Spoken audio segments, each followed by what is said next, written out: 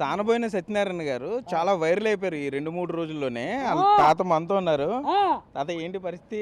కలిసావా CM Chandrababu గారిని? చంద్రబాబు గారిని కనలేదు, ఎత్తుకుని ముద్దాడేసాడు. నేను ఏమైనా చెయ్యట్టుకున్నానా? ఎప్పుడు లేదు. మమ్మల్ని పట్టుకోడు, ఎత్తుకుని ముద్ద చేసేది నలిపేస్తాడు గట్టిగానే. బాబా దింపండిరా బాబా, దింపండిరా బాబా అని దాని మీద తాత నీ సమస్యలు ఏంటి అన్నాడు. చెప్తున్నా బాబు, నా పెద్ద కొడుకు అమాయకుడు చాలా దారుణంగా ఉన్నాడు హాస్పిటల్లోనూ. విజయవాడ ఏదో ఆశ్రమం కృష్ణ ఏదో హాస్పిటల్ అంటే నాకు రావా పేర్లు.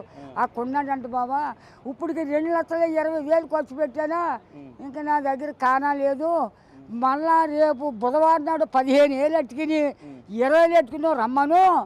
అప్పుడు అది తగ్గితే సరాసరి, తగ్గపోతే 2 నాటికి 50,000 అయిపోతాయి ఫోటోలు తీయడానికి అని ఫోన్ చేశాడు. చెప్పావు అది స్కానింగ్ అని? అవన్నీ చెప్పేసాడు.